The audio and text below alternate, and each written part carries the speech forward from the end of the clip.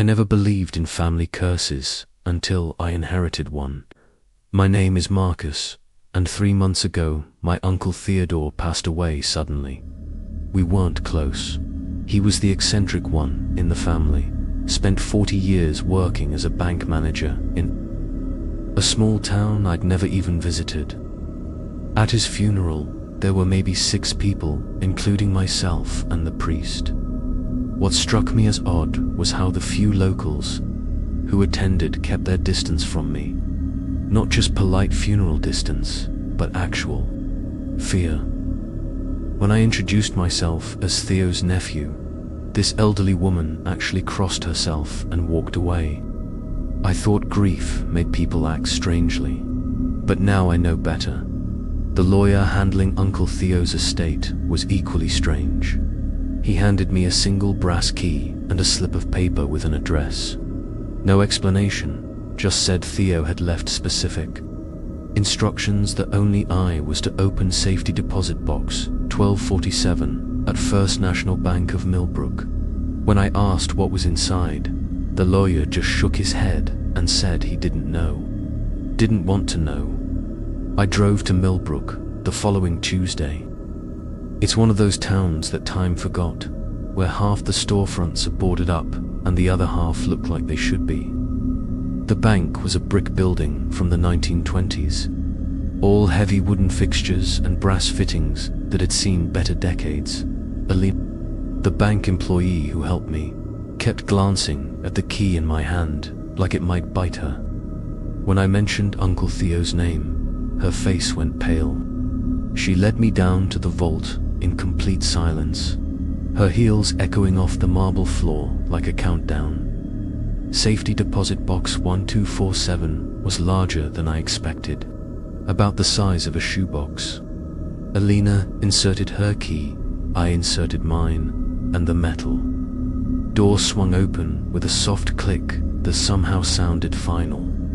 Inside was a rolled piece of yellowed paper, an ornate skeleton key that looked far older than anything that should be in a modern bank, and a letter addressed to me in Uncle Theo's careful handwriting. The letter was brief. Marcus, by now you've found the map. The key opens what the map shows. The room has been sealed since 1923, but seals don't last forever. What's inside has been waiting. It knows you're coming. Don't go alone. Actually, don't go at all. But you will, because we always do. It's in our blood. The Holloway men always answer when it calls. I unrolled the paper with trembling hands. It was a detailed floor plan of a house I'd never seen, but somehow felt familiar. Room layouts, measurements, even furniture placement was marked in precise detail. But in the center of the house was a room outlined in heavy black ink with a single word written inside, sealed. An arrow pointed to this room with a note. Key opens interior door. Do not enter after sunset. At the bottom of the map was an address. 1847 Sycamore Lane, Millbrook. I still live in that house now. I moved in 2 weeks after finding the map. I just don't go near the sealed room anymore, especially not after dark. Hey, I'm Marcus. Welcome to the Creepy Journal, where horror starts like memory and ends like nightmares you can't wake up from. If you're new here, we explore real accounts of supernatural encounters, family mysteries, and the kind of stories that make you check your locks twice before bed. Hit that subscribe button now, because after what I'm about to tell you, you might not want to stick around for the end. Trust me, some stories are easier to forget than to finish. I drove to 1847 Sycamore Lane immediately after leaving the bank. The house sat at the end of a dead-end street, surrounded by overgrown oak trees that blocked most of the afternoon sunlight. It was a 2-story Victorian, painted white once upon a time, but now more of a weathered grey. The wraparound porch sagged in places, and several windows were boarded up with plywood that had warped and darkened with age. What struck me first was how the house seemed to lean slightly, as if it were listening to something only it could hear. The realtor's sign in the front yard was sun-faded and crooked, SOLD, Holloway Estate Management. Apparently, Uncle Theo had owned the property for decades, but never lived in it. I walked around the perimeter first, comparing what I saw to the map. Every detail matched perfectly. The bay window on the south side, the narrow servant's entrance near the kitchen. Even the small shed behind the house was marked correctly. But when I counted the windows on the second floor from outside, there were 7. According to the map, there should have been 8. The missing window corresponded exactly to where the sealed room was marked. Using the keys from Uncle Theo's estate, I unlocked the front door and stepped inside. The air was stale and cold, carrying the scent of old wood and something else I couldn't identify. Something metallic and slightly sweet, like copper pennies left in the rain. The interior matched the map with unsettling accuracy. Furniture was arranged exactly as indicated, down to the placement of a rocking chair in the front parlor and a grandfather clock in the main hallway that had stopped at 3:17. What time of day, I couldn't tell, but something about that frozen moment felt important. I explored the first floor methodically, checking each room against the map. Kitchen, dining room, parlor, study, even a small bathroom that had been added sometime in the 1950s. Everything was there, everything was correct. But I could feel something watching me from upstairs. Not malevolent exactly, but aware, patient. The main staircase creaked under my weight as I climbed to the second floor. At the top of the stairs, I found myself in a long hallway with doors on both sides. 6 doors total, 5 of which opened 2 bedrooms and a bathroom that looked original to the house. The 6th door, at the very end of the hall, was different. It was made of heavy oak with iron hinges that looked medieval compared to the brass hardware on the other doors. More importantly, it had 2 locks. The regular door handle had a standard lock that responded to one of Uncle Theo's keys. But about 6 inches below that was a much older lock, ornate and tarnished, that perfectly matched the skeleton key from the safety deposit box. I stood in that hallway for nearly an hour, just staring at that door. The map was in my pocket. The skeleton key was in my hand, but something kept me from using it. Maybe it was Uncle Theo's warning about not entering after sunset. Maybe it was the way the temperature seemed to drop 10 degrees the closer I got to that door. Or maybe it was the sound. It was faint, so faint I almost convinced myself I was imagining it. But if I stood very still and held my breath, I could hear something from behind that door. Not quite scratching, not quite tapping, more like someone gently dragging their fingernails across wood in a slow, deliberate pattern. I left the house that day without opening the door, but I couldn't stop thinking about it. That night, I checked into a motel in town and lay awake, staring at the ceiling, turning the skeleton key over and over in my hands. Every time I was about to drift off to sleep, I'd hear that sound again. The slow, patient scratching that seemed to be coming from inside the walls of the motel room. 3 days later, I put my apartment up for rent and moved into 1847 Sycamore Lane permanently. I told myself it was practical. I'd inherited the house. Might as well live in it. But the truth was simpler and more disturbing. I couldn't leave. Something in that house wanted me there, and despite every rational thought in my head, I wanted to be there too. The first week was almost normal. I set up a bedroom on the first floor, as far from the sealed room as possible. I avoided the second floor entirely after 6 p.m., heeding Uncle Theo's warning about sunset. During the day, I cleaned and organized, getting familiar with my new home. I even started to think the whole thing was just an eccentric old man's elaborate joke. Then I found the other maps. My first night in the house, I learned that old Victorian homes are naturally noisy. Wood settles, pipes creak, windows rattle when the wind picks up. I'd lived in apartments my whole adult life, so every sound seemed amplified in the empty rooms around me. I convinced myself that's all it was: natural settling. Nothing supernatural about creaking floorboards and shifting timbers. But the sounds had a pattern. Every night, at exactly 3:17, the same time the grandfather clock had stopped, I'd hear footsteps on the second floor. Slow, deliberate steps that started at one end of the hallway and walked to the other. They'd pause for exactly 30 seconds, then walk back.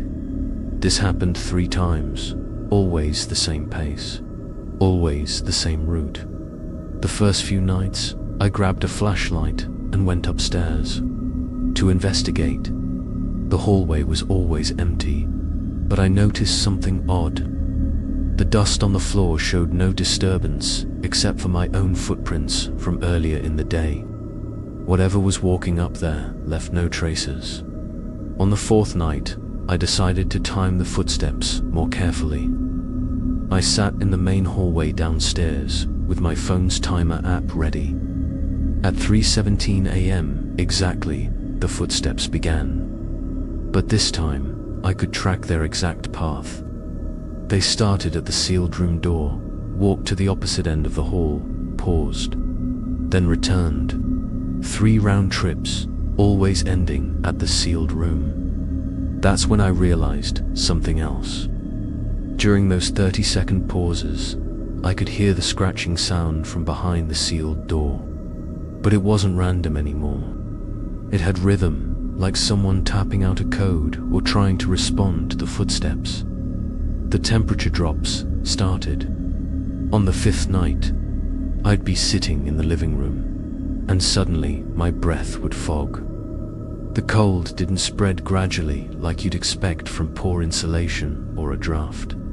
It arrived all at once, as if someone had opened a freezer door right next to me.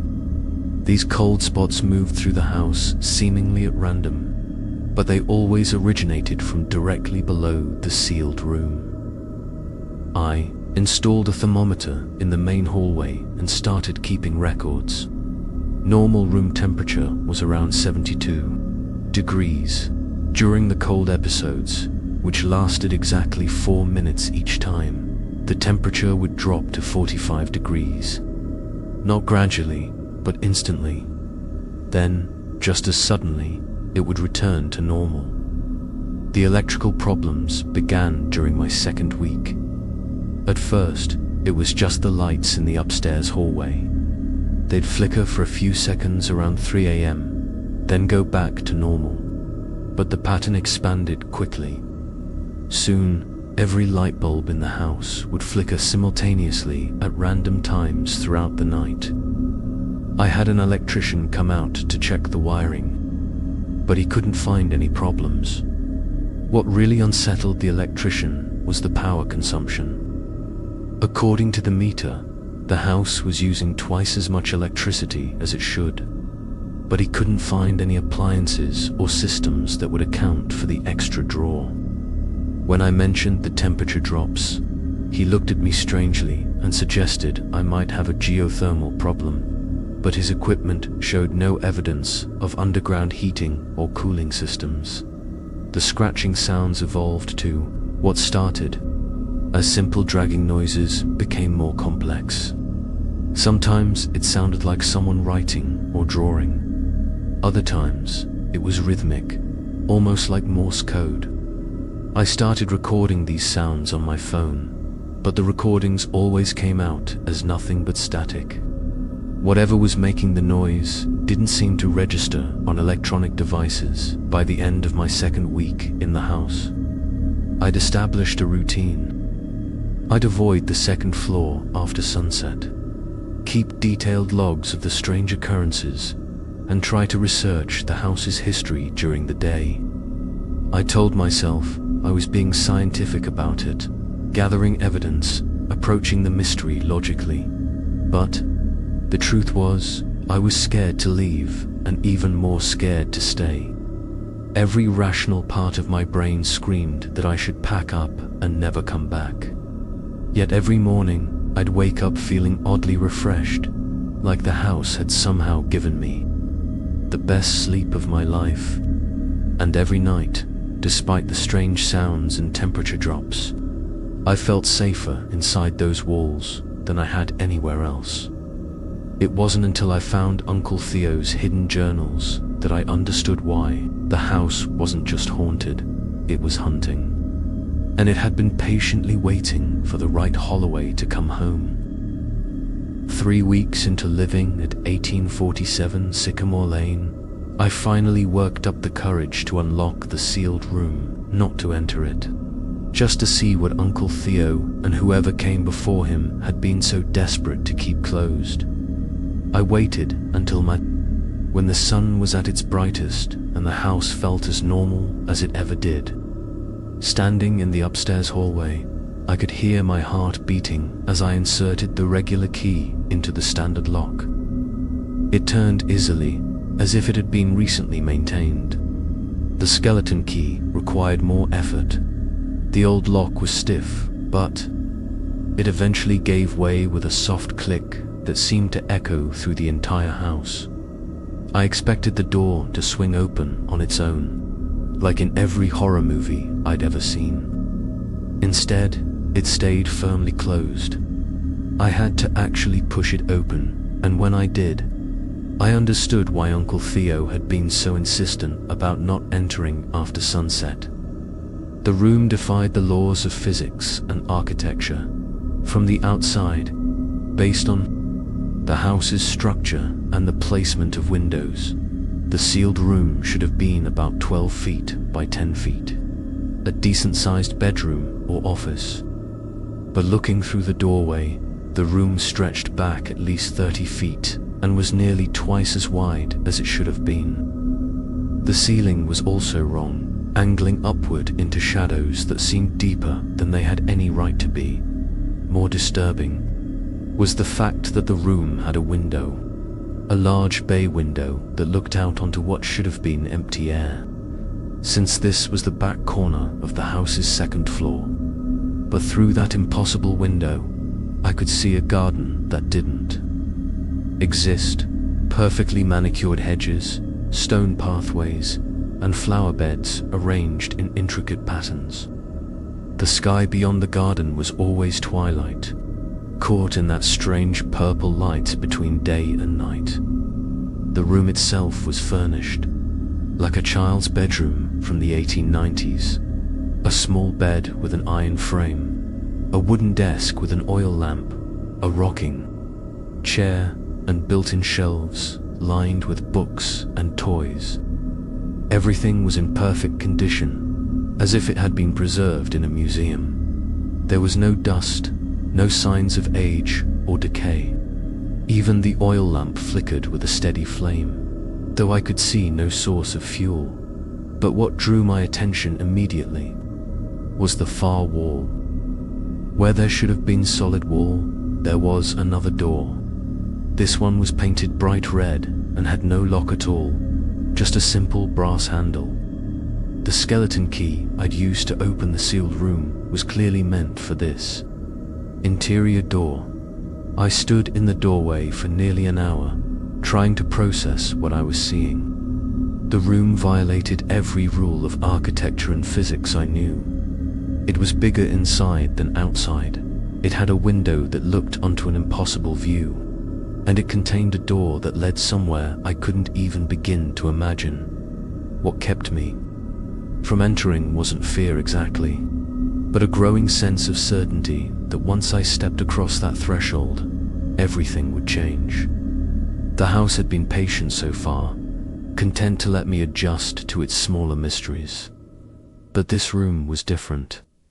This room was the heart of whatever was happening at 1847 Sycamore Lane. I closed and locked the door without entering, but that night, the house's behavior changed dramatically. The footsteps at 3:17 a.m. were louder, more insistent.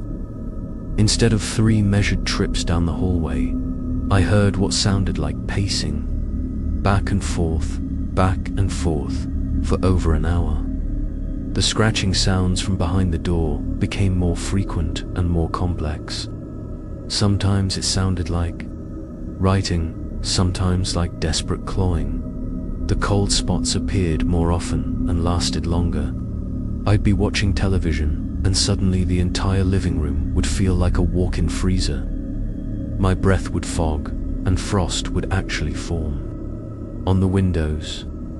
These episodes could last up to 20 minutes now, and they seemed to move through the house with purpose, as if something was searching for me. The electrical problems escalated too. Lights would flicker in sequence, creating patterns that almost looked like messages. The television would turn on by itself, always tuned to static, but if I listened carefully, I could hear what sounded like voices in the white noise. Distant, urgent voices that seemed to be calling my name. But the most unsettling change was in my dreams. Every night, I'd dream about the garden I'd seen through the impossible window. In the dreams, I was walking along the stone pathways, and I could hear children laughing somewhere just out of sight. The laughter was joyful at first, but it gradually became more frantic, more desperate. I'd search the garden for the source of the voices, but I could never find them. The dreams always ended the same way. I'd reach the center of the garden, where there was a small fountain with 3 stone figures around it. Children, their faces worn smooth by weather and time. As I approached the fountain, the laughter would stop, and I'd hear a voice behind me say, "You opened the door. Now you have to choose." I'd turn around, and standing there would be a woman in a white dress from the 1890s.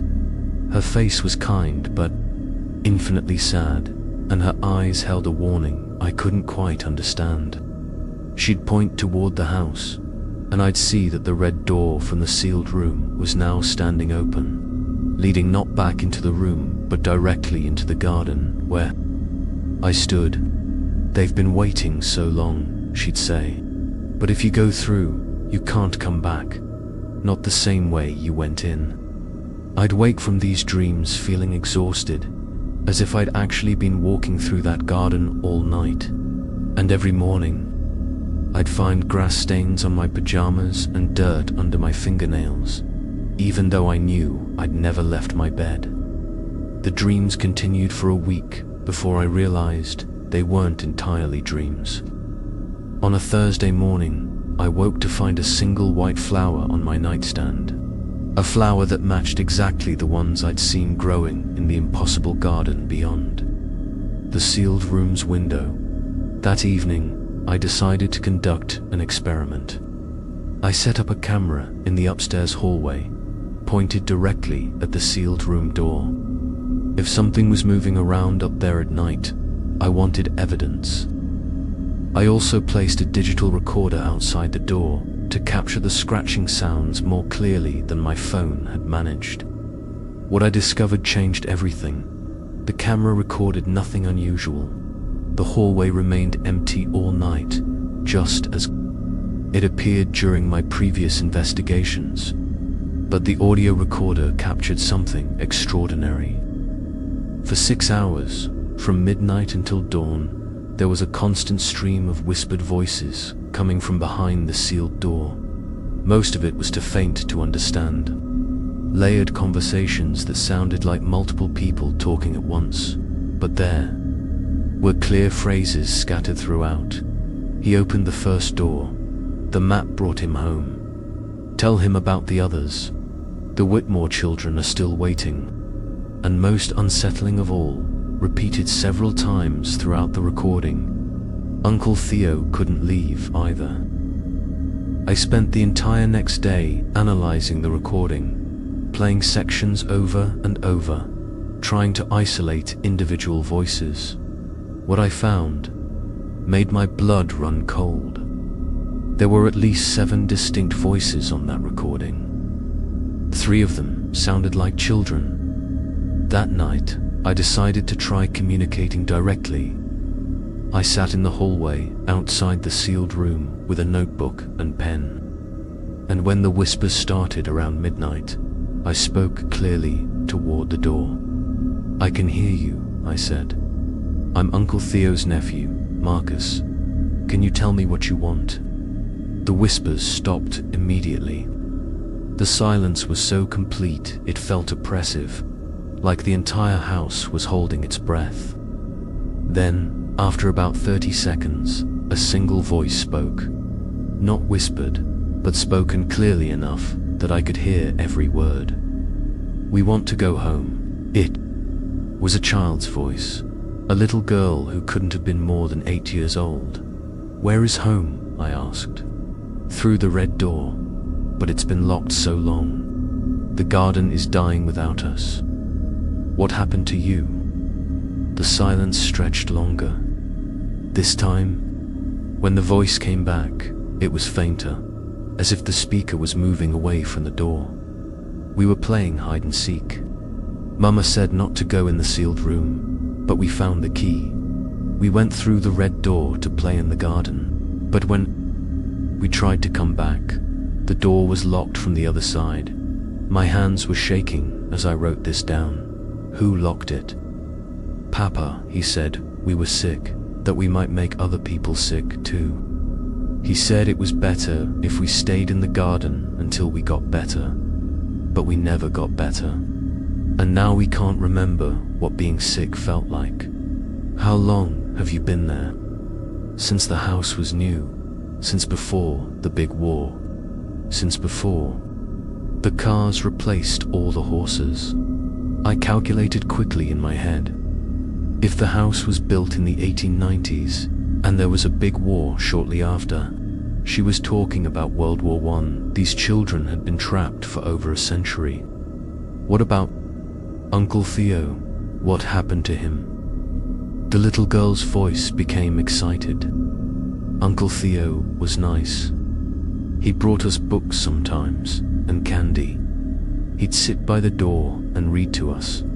But then he started getting old, and he said he had to find someone else to take care of us. He said family was important, that a Holloway would always come back to help." The pieces began falling into place. Uncle Theo hadn't just inherited this house. He'd inherited a responsibility. For decades, he'd been the caretaker for spirits trapped in some impossible space beyond the sealed room.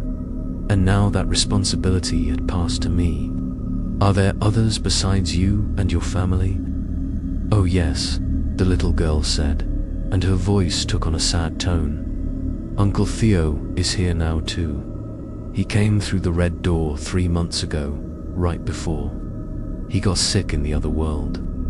He said he was tired of being alone and wanted to help us find our way home." My pen stopped moving. Uncle Theo hadn't died of natural causes.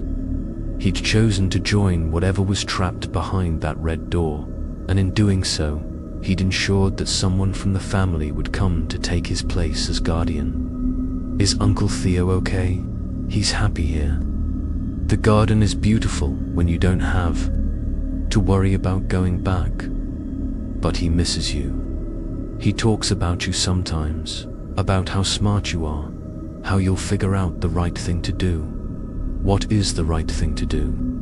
The little girl's voice became very serious, older than her apparent years. "You have to choose, Marcus. You can keep us locked away like Papa did, like Uncle Theo did.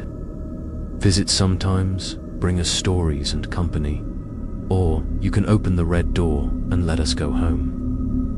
What happens if I let you go home? We don't know. We've been in the garden so long, we're not sure what home means anymore. But we think if we could go home, other people could visit the garden instead. People who are tired or sad or lonely. It's beautiful here, Marcus. Peaceful. Some people would like to stay. The implication was clear and terrifying. If I opened the red door and released whatever was trapped there, I'd be opening a passage between worlds. And once opened, it might not stay empty for long. The next morning, I drove into downtown Millbrook with a list of questions and a growing sense of urgency.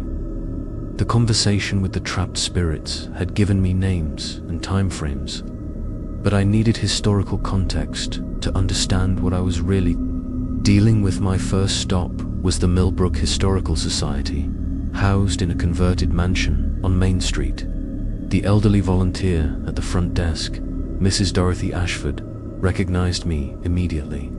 "You're Theodore's nephew," she said, not as a question, but as a statement of fact.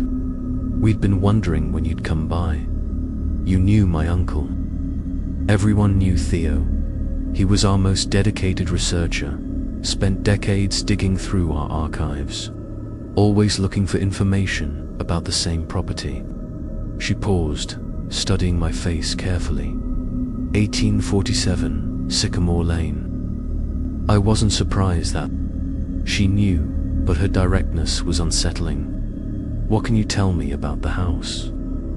Mrs. Ashford led me to a back room lined with filing cabinets and storage boxes.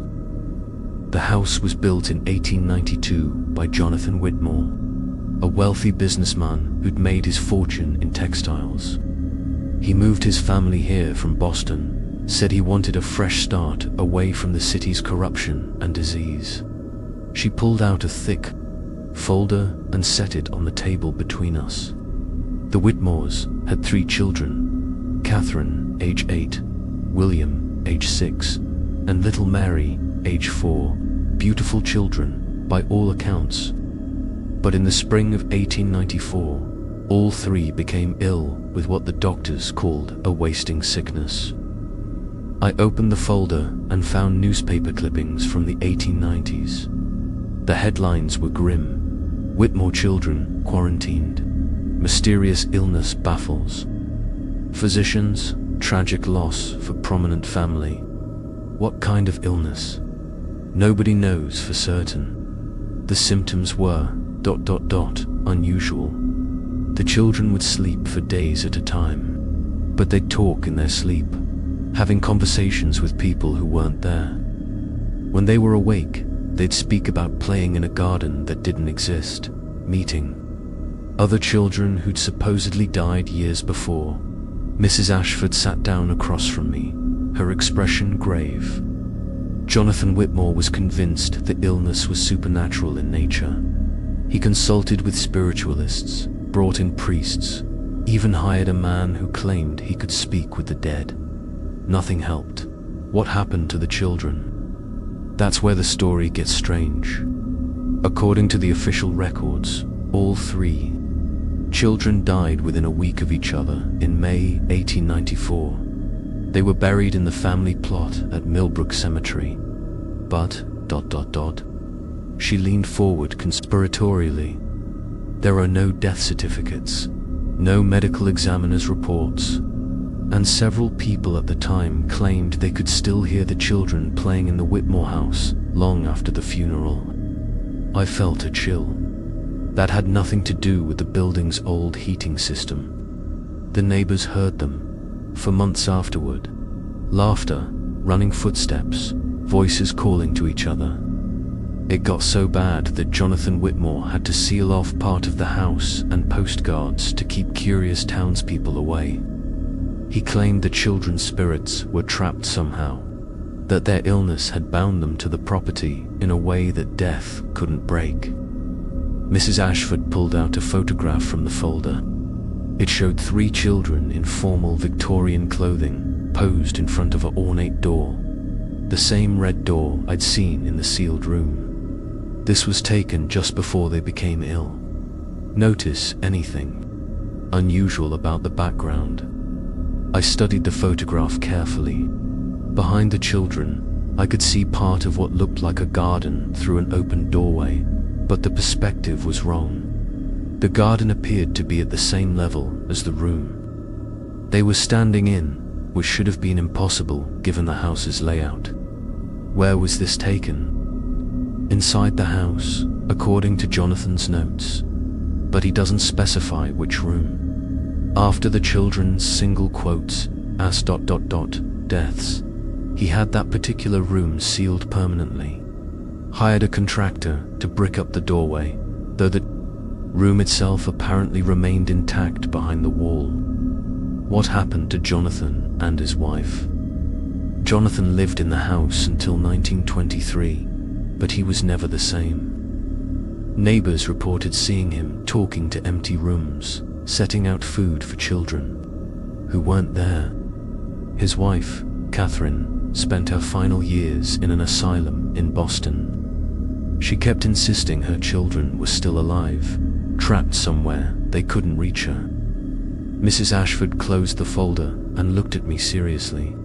Your uncle spent 40 years researching this story, Marcus. He was convinced there was more to it than grief and madness. Toward the end, he started talking about finding a way to set things right. We all assumed he meant documenting the truth about what happened.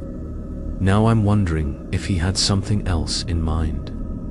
I spent the rest of the morning reading through Uncle Theo's research notes, which Mrs. Ashford had preserved in the Historical Society's archives. His handwriting grew increasingly erratic over the years, but his documentation was thorough. He'd tracked down descendants of the Whitmore family, interviewed elderly residents who remembered the 1890s, even consulted with paranormal investigators and psychic mediums. What emerged from his research was a consistent pattern. Every owner of 1847 Sycamore Lane reported the same phenomena: children's voices, cold spots, the sound of footsteps in the sealed section of the house. But more importantly, every owner eventually became obsessed with finding a way to help. The trapped spirits, two previous owners, had simply abandoned the property. One had tried to have the house demolished, but the construction crew refused to continue after several workers reported seeing children watching them from windows in sections of the house that had been completely torn down. The house had been rebuilt exactly as it was, as if the destruction had never happened.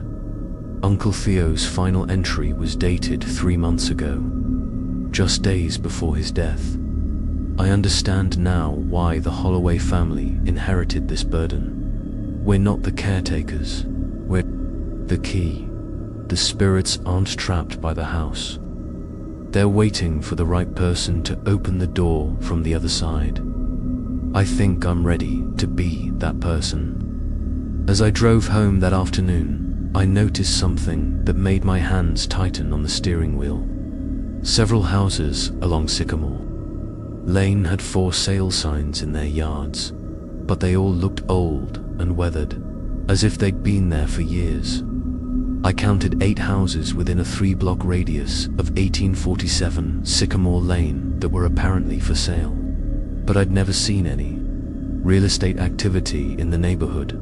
When I got home, I called the number on one of the real estate signs. The agent who answered sounded surprised to hear from me. "Oh, you're asking about the Millbrook properties? Those have been on the market for, well, let me check. Some of them for over a decade. We don't get many serious inquiries about that area. Why not?" There was a long pause. "Let's just say the neighborhood has a reputation. People who move there don't tend to stay long. And the ones who do stay, ... well, they change. Become reclusive. Stop maintaining social connections. We've had several clients who bought properties in that area and then simply disappeared. disappeared, not literally, of course, but they stop answering phones, stop paying bills, stop showing up to work. Eventually, family members or employers come looking for them, but they find empty houses. No signs of struggle, no indication of where the residents went, just empty. That night, I sat in my living room with Uncle Theo's research spread across the coffee table, trying to piece together the full scope of what I'd inherited. The trapped children were real. The sealed room was some kind of portal or dimensional pocket, and everyone who'd tried to help the spirits had eventually joined them on the other side. But I still didn't understand why it had to be a Holloway. What made our family special? What was the connection between Uncle Theo, myself, and the Whitmore children who'd been trapped for over a century? The answer was in the documents I hadn't read yet. The original property deeds, construction records, and a leather-bound journal that Uncle Theo had apparently found hidden in the walls of the house itself. The next evening, I finally opened the leather-bound journal that Uncle Theo had left with his research. The cover was worn smooth from handling, and the pages were filled with two distinct handwriting styles. The first belonged to Jonathan Whitmore, dating from 1892 to 1895. The second was Uncle Theo's, spanning from 1983 to just a few months ago. Jonathan's early entries read like a typical family journal. He wrote about moving to Millbrook, the construction of the house, his children's adaptation to their new home. But by late 1893, the tone shifted dramatically. Catherine has begun speaking of new playmates. She describes children who live in the pretty room and tells elaborate stories of gardens where it's always twilight and the flowers never wilt. I've assumed these are imaginary friends, common enough for children adjusting to a new environment. But yesterday, I found her having a conversation with an empty corner of the drawing room, and I could swear I heard another voice responding. The entries became increasingly disturbed as Jonathan documented his children's strange behavior. They would disappear for hours at a time, always claiming they'd been playing in the garden room, but no such room existed in the house he'd built. They spoke of other children who had lived in the house before, though the property had been vacant land when Jonathan purchased it. Most unsettling were Jonathan's notes about the house itself changing. I have walked every inch of this house, examined every blueprint, supervised every day of construction. Yet this morning, I found a door in the upstairs hallway that I do not remember building. It is locked, and none of my keys fit. The children claim it has always been there and seem confused when I say otherwise. As winter turned to spring in 1894, the entries became frantic. The children are fading. Not physically, but something essential is leaving them. They sleep 18 hours a day, and when awake, they speak only of the garden and their friends who live there. Catherine asked me yesterday why I was sad, said that the pretty room is much nicer than this one, and wouldn't I like to see it? 2. I have consulted with Dr. Carver, who believes the children are suffering from some form of shared hysteria. But how to explain the changes to the house? The door that should not exist. The footsteps I hear in rooms I know are empty. The final entries in Jonathan's hand were dated May 1894. I understand now what is happening. The house was built on cursed ground, though the previous owner never warned me. The children who lived here before, died here before, are calling to mine. They are lonely and want playmates for eternity. I have made a terrible decision, but I see no alternative. If I seal the door they enter through, perhaps I can trap whatever is taking my children. It may already be too late for Catherine, William, and Mary, but I can prevent this horror from spreading. The contractor, Mr. Samuel Grimsby, has agreed to brick up the door permanently. He believes I am mad with grief, which is perhaps true. But if madness can save other children from this fate, then I embrace it gladly. Should anyone find this journal, know that my children are not dead. They are trapped in a place between worlds, in an eternal garden where lost children play forever. I pray that someday, someone braver or wiser than I will find a way to set them free. Uncle Theo's entries began nearly 90 years later, in 1983. I have inherited more than a house. After reading Jonathan's journal and spending my first week at 1847 Sycamore Lane, I understand that I am now the guardian of something beyond normal understanding. The children are real, they are conscious, and they have been waiting nearly a century for help. Tonight I spoke with Catherine Whitmore for the first time. Her voice is exactly as I imagine it was in life, sweet and curious and infinitely patient. She told me that time moves differently in the garden, that what feels like decades to us feels like mere seasons to them. But they remember everything from before they crossed over, and they remember everyone who has tried to help them since. Uncle Theo's early entries documented years of research, attempts to communicate with paranormal experts, and his growing understanding of what he'd inherited. But it was his entries from the 1990s that revealed the family connection I'd been searching for. After months of genealogical research, I have discovered the truth about our family's connection to this property. Jonathan Whitmore's wife was Catherine Holloway before she married. She was my great-aunt, which makes the trapped children my distant cousins. But more importantly, the Holloway family has what the spiritualists call the gift, an ability to see and communicate with those who exist between worlds.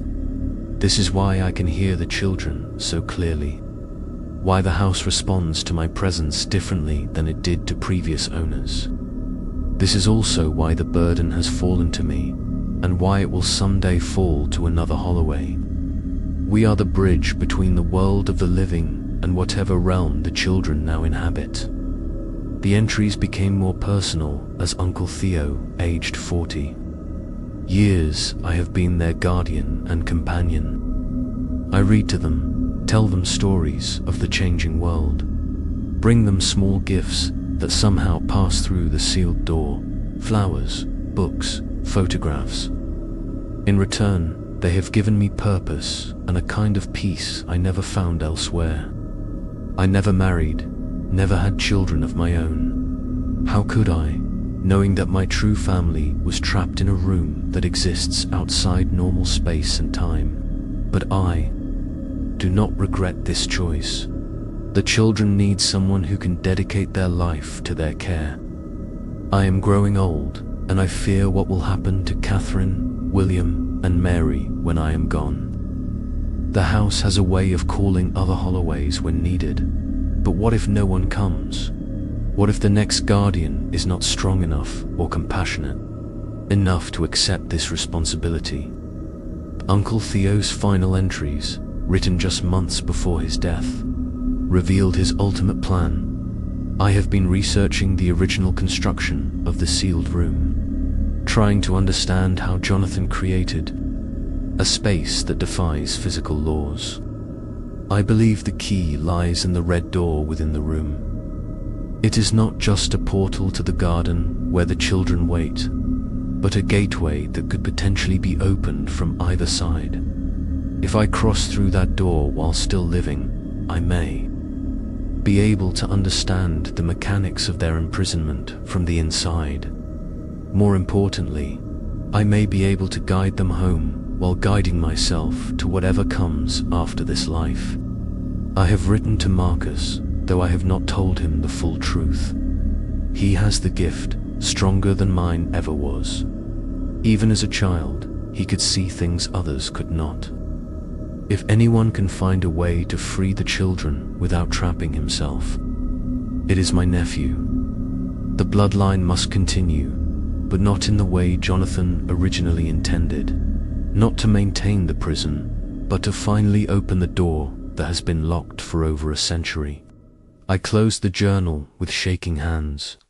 Uncle Theo hadn't just died and passed the responsibility to me. He'd deliberately joined the trapped spirits, so he could work from the inside to prepare for my arrival. He'd known I would come, known I would have the ability to communicate with them, and known I would face the same choice he had: keep them locked away forever, or find a way to set them free. But his journal had also revealed something else, something that changed everything I thought I understood about the situation. The children weren't the only ones trapped in the garden. According to Uncle Theo's research, dozens of people had disappeared in the Millbrook area over the decades, all of them last seen near 1847 Sycamore Lane. The garden beyond the red door wasn't just a prison for 3 Victorian children. It was a collection point for lost souls, growing larger and more populated with each passing year. And now Uncle Theo was there too, waiting for me to make the choice that would either free them all or add my own name to the list of the disappeared. After reading the family journals, the house's behavior changed dramatically, as if it sensed that I now understood the full scope of what was happening. The gentle disturbances of my first weeks were replaced by increasingly aggressive manifestations. The footsteps in the hallway multiplied. Instead of one set of measured steps at 3:17 a.m., I now heard what sounded like dozens of people walking back and forth above me. Children's laughter mixed with adult voices, creating a constant murmur of conversation that lasted from midnight until dawn. But when I went upstairs to investigate, the hallway was always empty, though noticeably colder than the rest of the house. The temperature fluctuations became extreme and targeted. I'd be sitting in my makeshift bedroom on the first floor, and suddenly the air around me would become so cold that ice would form on the windows. But if I moved just 3 feet in any direction, the temperature would return to normal. It was as if something was trying to freeze me in place, to make me too uncomfortable to stay anywhere. Except right next to the sealed room, my dreams intensified into full sensory experiences. Every night, I found myself walking through the impossible garden beyond the red door, but now I wasn't alone. Uncle Theo was there, looking exactly as he had in life, but wearing clothes from the 1890s. The Whitmore children played around us, their laughter echoing off invisible walls. "You can stay," Uncle Theo would say in these dreams. "The garden is beautiful, Marcus, peaceful, no bills to pay, no job to worry about, no loneliness, just eternal summer and the company of family." But there were others in the garden too. People I didn't recognize, wearing clothes from different eras. A woman in a 1920s dress who sat by the fountain, staring at nothing. A man in a 1960s suit who walked the same path over and over, muttering to himself. A teenage girl in modern clothes who looked lost and frightened. How many people are trapped here? I'd ask Uncle Theo. Not trapped, he'd always correct me. Saved.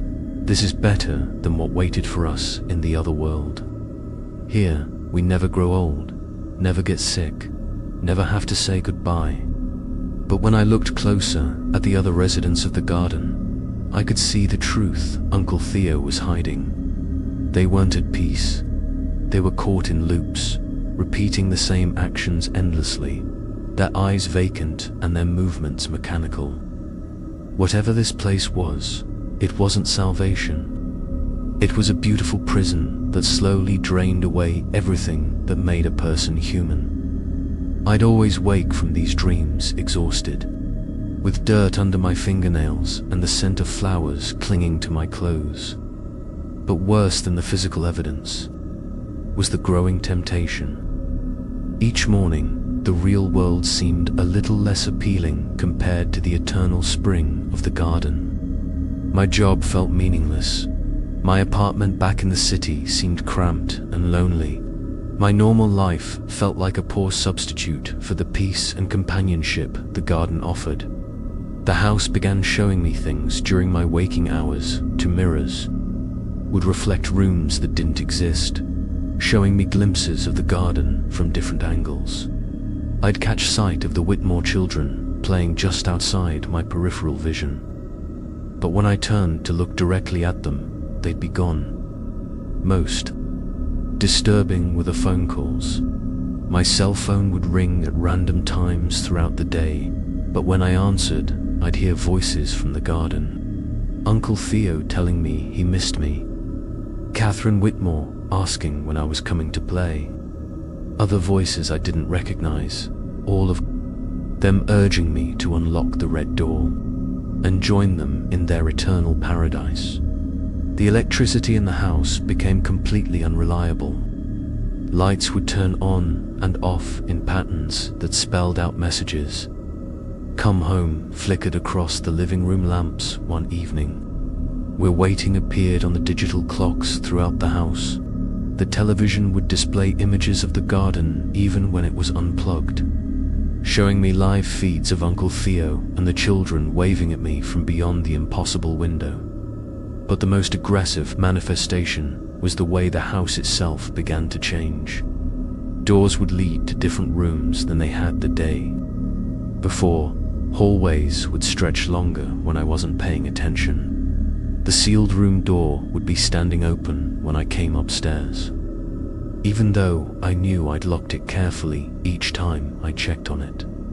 One morning, I woke to find that every wall in the house was covered with photographs. Pictures of people I'd never seen, but somehow knew were the missing residents that Mrs. Ashford had mentioned. Men and women from different decades, all smiling peacefully, all holding flowers that matched the ones growing in the impossible garden. At the center of this gallery was a photo that stopped my heart. It showed me, but not as I was now. In the picture, I was wearing the same 1890s clothing I'd seen Uncle Theo wearing in my dreams. I was standing in the garden, surrounded by the Whitmore children, and I looked happier than I'd ever been in real life. But it was my eyes that terrified me. They had the same vacant, mechanical quality I'd noticed in the other garden residents. The photo wasn't showing me the past or present. It was showing me my future if I chose to open the red door. That's when I realized the house wasn't just trying to convince me to free the trapped spirits. It was trying to recruit me to join them. Every manifestation, every dream, every moment of growing dissatisfaction with my normal life was part of a carefully orchestrated campaign to make the garden seem like the better choice. The house didn't want a guardian anymore. It wanted another resident for its impossible realm, and it was willing to drive me insane to get what it wanted. On my 6th week in the house, I made a discovery that changed everything I thought I understood about the situation. While organizing Uncle Theo's research papers, I found a folder I'd somehow missed before, hidden behind a loose board in the basement wall. Inside were construction documents from 1892, but not the official blueprints I'd seen at the Historical Society. These were different plans, drawn in a different hand, showing modifications to the house that Jonathan Whitmore had apparently made in secret. The unofficial blueprints showed the sealed room, exactly as I'd seen it, larger inside than outside, with the impossible window and the red door leading to somewhere that shouldn't exist. But more importantly, they showed the purpose of the room's strange construction. It wasn't meant to trap spirits. it was meant to harvest them. Jonathan would. Handwritten notes filled the margins of these blueprints. The geometry must be perfect. Sacred mathematics applied to mundane construction. The room exists in the space between spaces, drawing in those who are lost or desperate or simply curious. Once inside, they cannot leave without the key, and the key only works from the outside. The garden is beautiful by design. It gives the trapped souls peace and contentment, so they will not fight their imprisonment. Better to be happy prisoners than to face whatever darkness awaits beyond death. My children were never ill. They were chosen. The previous inhabitants of this land, the indigenous spirits that dwelt here long before white settlers arrived, demanded a sacrifice. 3 young souls to feed the hungry earth, to keep the darker things at bay. I thought I could outsmart ancient powers, but I only delayed the inevitable. The truth hit me like a physical blow. Jonathan Whitmore hadn't sealed the room to save his children. He'd built the room specifically to trap them, fulfilling some sort of bargain with forces I couldn't begin to understand. The wasting sickness had been his cover story.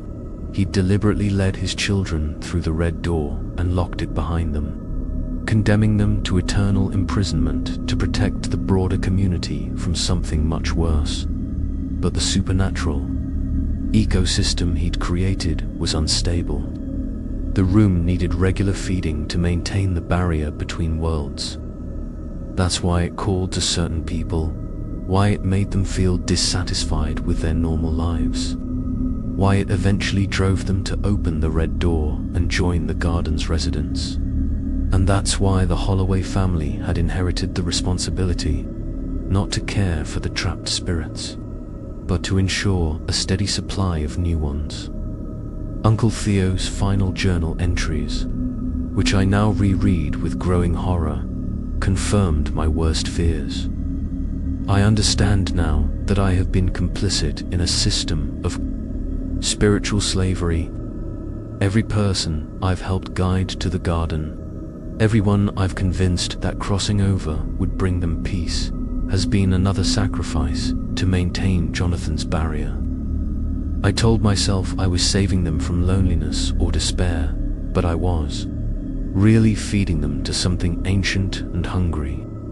The indigenous spirits that Jonathan bargained with are not evil, but they are alien to human understanding. They see the garden as a kindness, a way to give purpose to human suffering. But they do not understand that what they call purpose, we call imprisonment. I cannot continue this cycle. I cannot pass this burden to Marcus with a clear conscience. So I will cross over myself, not to join the others in blissful ignorance, but to find a way to break the bargain from the inside.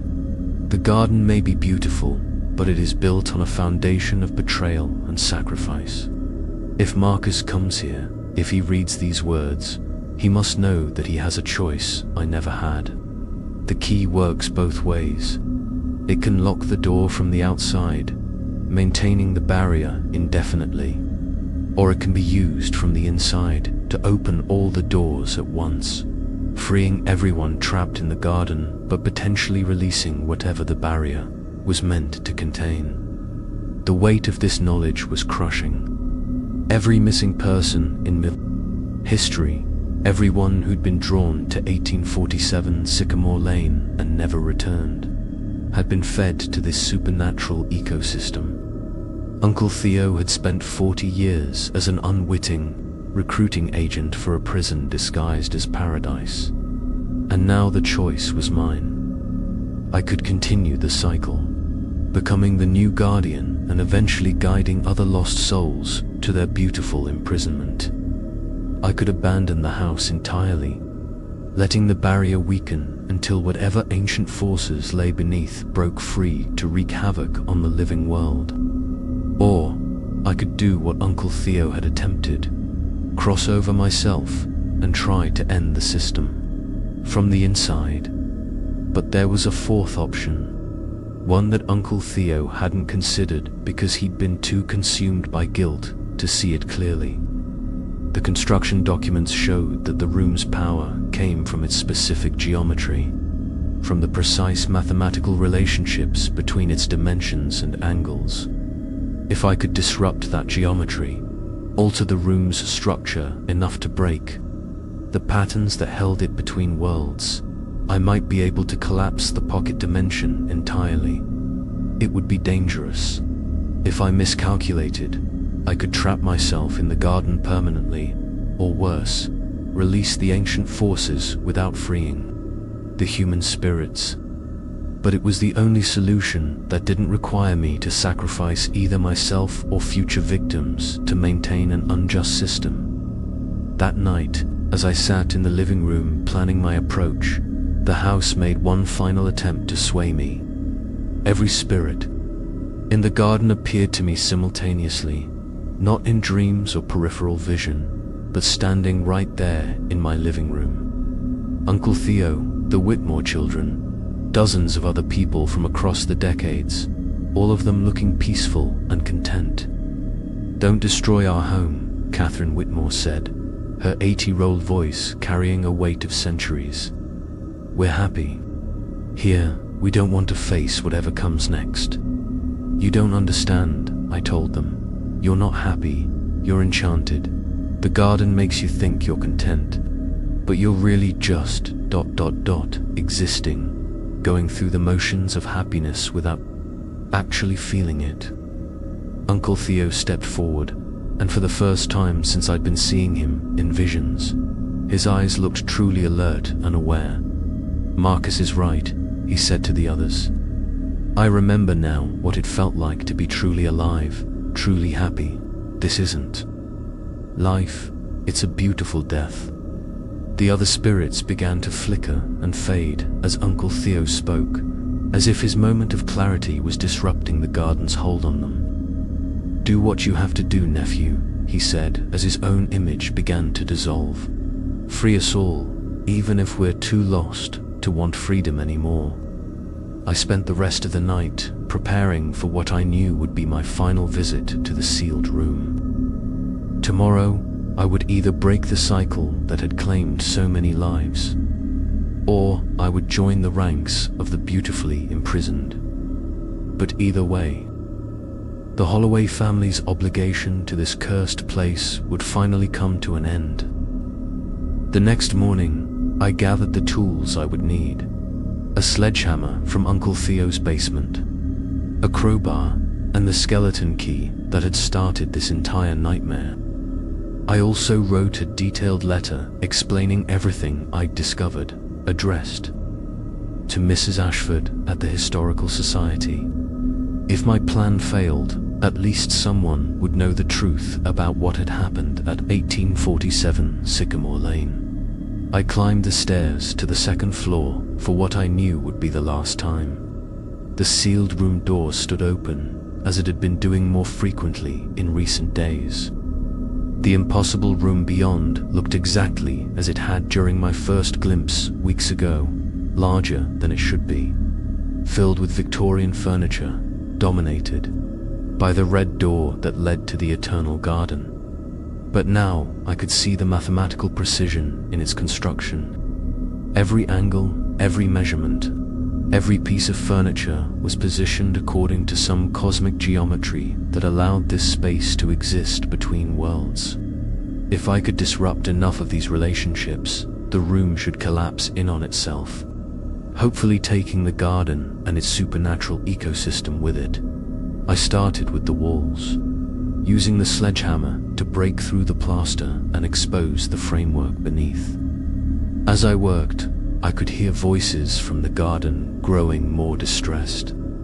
The Whitmore children were crying, asking why I wanted to hurt them. Other spirits were pleading with me to stop, warning me that I didn't understand the consequences of what I was doing.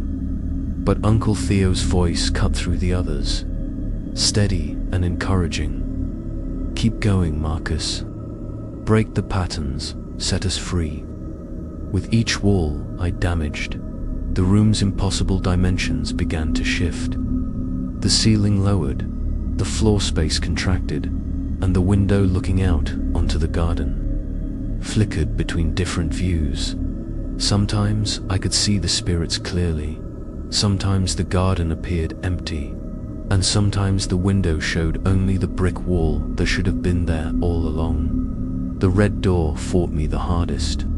When I tried to damage its frame with the crowbar, the wood seemed to repair itself faster than I could break it. But I realized I didn't need to destroy the door itself. I just needed to disrupt its connection to the room's geometry. Using the sledgehammer, I began breaking up the floor around the door's threshold. The mathematical relationships that held the room together depended on precise measurements, and even small changes in the floor level would throw off the entire system. As I worked, cracks began appearing in the walls that hadn't been damaged yet. The impossible window shattered, revealing the solid brick wall that had always been there. The Victorian furniture started to fade, becoming translucent and then disappearing entirely. The voices from the garden reached a crescendo of panic and confusion, but underneath their distress, I could hear something else: relief, as the enchantment that held them in artificial contentment began to break down. The trapped spirits were remembering what it felt like to want something other than eternal stagnation. "Thank you," Uncle Theo's voice whispered, growing fainter, as the connection between worlds weakened. "We can go home now. Really home." The final blow came when I used the crowbar to pry up the floorboards directly in front of the red door.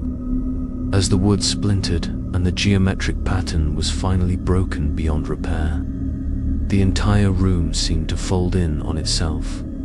The sensation was indescribable, like watching a three-dimensional space become two-dimensional, then one-dimensional, then nothing at all. The red door collapsed into a point of light that hurt to look at directly, then winked out of existence. The walls rushed inward, the ceiling dropped, and suddenly I was standing in a perfectly normal bedroom, 12 feet by 10 feet, with a single window that looked out onto the backyard I'd never seen clearly before. The silence was complete and immediate. No more whispers from behind walls, no more footsteps in the hallway, no more cold spots or electrical disturbances. The house felt empty in a way it never had before. Not haunted, empty, but peacefully vacant, like a theater after the last performance has ended and the audience has gone home. I spent 3 more days at 1847 Sycamore Lane, making sure that supernatural activity was truly over. The house behaved like any other old Victorian: creaky floors, drafty windows, but nothing that couldn't be explained by age and settling. The sealed room remained a normal bedroom, and when I had a contractor check the measurements, they matched the house's original blueprints perfectly. On my final morning, as I packed up Uncle Theo's research and prepared to return to my normal life, I found a single white flower on my kitchen table, the same type I'd seen growing in the impossible garden, but this one was real, slightly wilted, with dirt still clinging to its roots. Next to it was a note in Uncle Theo's handwriting, though I knew he'd never physically written it. "We made it home safe. The garden was beautiful, but freedom is better. Thank you for giving us the choice we'd forgotten we could make." I donated Uncle Theo's research to the Historical Society and sold 1847 Sycamore Lane to a young family who were excited about restoring a Victorian home. I check on them occasionally, and they seem genuinely happy there. Their children play in the backyard where an impossible garden once existed, and their laughter sounds exactly like what childhood joy should sound like: temporary, precious, and absolutely real. Thanks for listening to this story. I know it sounds impossible, and maybe that's for the best. But if you're ever in Millbrook and you see a Victorian house that seems too quiet, or if you inherit something from a relative you barely knew, remember that some family legacies are meant to be broken, not continued. Subscribe to The Creepy Journal for more stories that blur the line between memory and nightmare. And remember, sometimes the most loving thing you can do for the dead is to let them go. Even when they've forgotten they want to leave. Sweet dreams, and thanks for staying with me through the darkness. Some stories are too heavy to carry alone.